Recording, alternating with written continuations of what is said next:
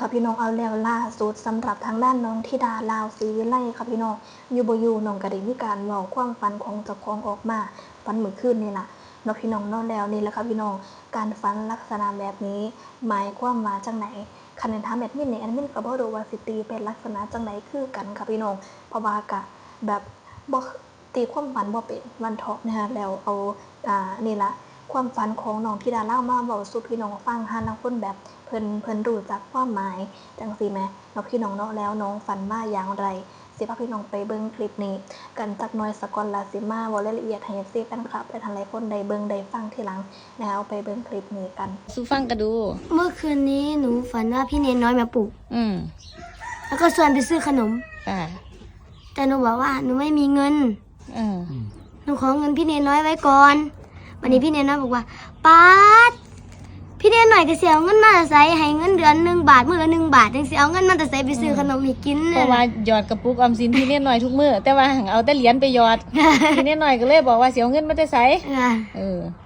บัดนี้พอพี่เนนน้อยชวนไปซื้อหนูก็บ่ไปเด้แต่หนูก็ไปคือเก่าอ้าวตอนแรกก็ว่าบ่ไปที่จริงหนูก็ว่าบ่อยากไปอยู่แต่หนูก็ไปคือเก่าเพราะว่าหนูอยากกินขนมค่ะพี่เนนหน่อยเป็นคนอยากได้มาปลุกหนูวันนี้หนูไปพี่เนนหน่อยก็บ่ได้กินเพราะหนูกินหมดก่อนโอ้สรุปแล้วคือเจ้าของขนาดฝันนี่กินแจ๊บูเราหิวของขึ้นมานี่ขนาดฝันนะเนี่ยขนาดฝันยังไม่ปราณีเลยยังไปหาเลาะกินขนมคือเก่าอยู่นี่ก็ไปหั่นตายังก่อตาถมไปหั่นตาถมอะไรไปหั่นตาถมวันนี้หนูกับพี่ฝันกินตัวนี้หนูกับพี่เน่นหน่อยก็พากันไปต่อราคาไหมค่ะต่อได้จักบาทป่ะนี่ได้2 บาทได้2 บาทแม่ค้าลดให้2 บาทราคาเต็มเท่าใดป่ะนี่ราคาเต็ม40 บาท40 บาทต่อ2 บาทเหลือ38ค่ะโอ้ยังต่อเขาอีกอยู่ต่ออีกค่ะบ่ได้ฝันเอาเลขตัวนี้แต่ว่าหังต่อแล้วเหลือ38โอ้ยสิบ่ออกซะบ่เนาะ38ป่ะนี่เนาะบ่สิก็อย่าเด้อเดี๋ยวสิโดนทุกคนลกขนอย่าถึงลกคนเปี้ยงพี่เน่นหน่อยก็สิโดนลกขนนำแบบนี้เฮ็ดจังได๋ล่ะพี่เน่นบ่เหลือขนเพิ่นโกนหัวเบิดล่ะพี่เน่นน้อยแม่เพิ่งรู้มั้ยว่าพี่เน่นน้อยสูงกว่าหนูเท่าไหร่สูงเท่าไหร่แค่นี้เองพี่น้อยสูงกว่าเอ้าก็เน่นน้อยเนาะแล้วเพิ่นสิว่าเน่นใหญ่ติเน่นใหญ่กับพ่อเน่นใหญ่เน่นน้อยกับพ่อเน่นน้อยเนาะทำไมเตี้ยจังเลยพี่เน่นน้อยก็สมชื่อแล้วนั่นล่ะ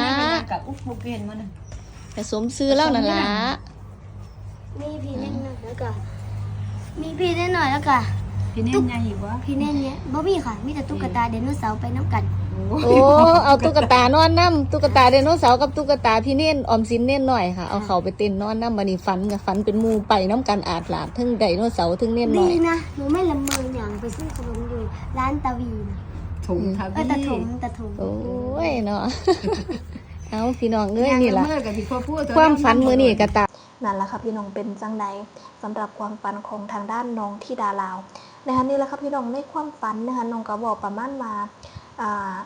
ฝันว่าแน่น้อยในมีการมาส่วนน้องไปซื้อขนมไปกินขนมแต่ว่าน้องธิดาลาวนี่ได้ปฏิเสธไปเพราะว่าน้องบ่มีเงินนะคะน้องบ่มีเงินน้องก็เลยบ่อยากไปแต่ว่าในใจลึกๆแล้วนี่ก็คืออยากไปกับพี่น้องเพราะว่าอยากกินขนมน้องก็เลยเสนอขึ้นมาแน่น้อยเลี้ยงบ่จังซี่แหมเลี้ยงแน่น้อยก็เหมือนกับสิว่าก็บ่ค่อยมีเงินคือกันจังซี่แหมเนาะพี่น้องเนาะแต่ว่าก็ส่วนธิดาลาวไปซื้อขนมวันเถาะแล้วสรุปน้องธิดาลาวน้องกลับไปครับพี่น้องว่าน้องอยากกินขนมบัดที่นี่ไปฮอดร้านค้าเดี๋ยวมีการต่อราคาขนมกับแม่ค้าต่อราคาขนมเป็นเท่าใดนะคะต่อราคาขนมครับพี่น้องเป็นราคาเต็มนี่40 บาทเพิ่นลดให้2 บาทก็เลยกลายเป็นต้องจ่ายเพิ่น38 บาทครับพี่น้องนะคะเป็นจังได๋มุจาวาแล้วสรุปคือน้องธิดาลาวกินเบิดเลยเหมือนแม่หน่อยสิบ่ได้กินเอาสรุปแล้วนี่ฝันแบบนี้หมายความว่าจังได๋เนาะพี่น้องน้อง FC แฟนคลับหลายคนก็พากันตีความฝันสารพัดอย่างครับพี่น้องบางคนก็บอกว่าฝันอยู่ฝันกินนะคะหลายคนก็บอกว่ามื้อคืนนี้น้องไปกินชาบูแล้วน้องคือสิบ่อิ่มจังซี่แม่ก็เลยเก็บไปฝันจังซี่แม่เก็บไปฝันโอ้ขนาดในฝันก็ยังแบบ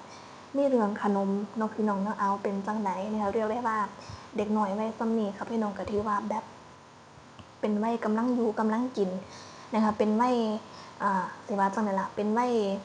ของแบบการเด็กหน่อยซ้ำนี้แหละค่ะพี่น้องเด็กหน่อยอายุซ้ำนี้มีความสุขสนเป็นเรื่องธรรมดาในเรื่องของกินนี่คือแบบเป็นที่หนึ่งอันไหนที่เคยกินแล้วแซ่บก็อยากกินอีกจังซี่แหมก็เป็นเรื่องธรรมดาเนาะพี่น้องเนาะเอานั่นล่ะลองตีความหมายของความฝันมาเบิ่งขนาดซ้ำนี้ก็เอาไปฝันนี่ค่ะพี่น้องฝันลักษณะแบบนี้หมายความมาจังไดFC แฟนคลับหลายคนพากันแห่เข้ามาคอมเมนต์กันรัวๆค่ะพี่น้องบางคนก็บอกว่าฝันอยู่ฝันกินนะคะบางคนก็บอกว่าอันกินขนมหลายจนเก็บไปฝันพันนะพี่น้องบางคนก็ว่าน่ารักมากๆนะคะบางคนก็ว่ามื้อนี้ล่ะเอามื้อนี้มื้อนี้วันศุกร์มีทางต่างประเทศค่ะพี่น้องบางคนเอาไปตีเป็นเลขก็มีนะคะพลาดบ่ได้เด้ค่ะพี่น้องว่ากันมาธิดาลาวให้โชคหลายงวดแล้วเด้บ่แน่มื้อนี้อาจจะมาหลายคนพากันบอกว่า40กับ38หลายคนว่าจังซี่ก็คือราคาขนมมีทั้งหมด40บาทแต่ว่าเพิ่นลดให้38บาทนะคะเพิ่นลดให้2บาทค่ะพี่น้องบ่แน่2อาจจะมาก็เป็นไปได้แต่ว่าบางคนว่า40กับ38หลายคนว่าจังซี่เนาะพี่น้องเนาะจุดเอาไปตีเป็นเลขได้พุ่นน่ะ FC นี่คักขนาดเนาะพี่น้องเนาะที่ได้ว่าบ่ธรรมดานี่มื้อแรกนี่มีทางสปปค่ะพี่น้องสปปก็มารอเบิ่งมารอฟังกันนะคะปังๆมันๆค่ะพี่น้องเป็นจังใด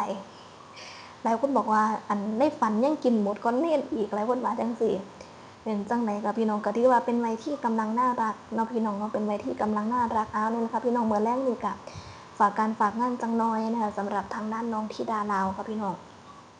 มื้อแรกนี่น้องก็ไปรับเชิญบนเวทีหมอลำเสียงวี6นะคะเป็นงานเปิดฤดูกาลเนาะพี่น้องเนาะ FC แฟนคลับและท่านหลายคนก็สามารถไปส่งกำลังใจให้น้องได้วันเถาะเนาะพี่น้องเนาะก็สิได้พอพี่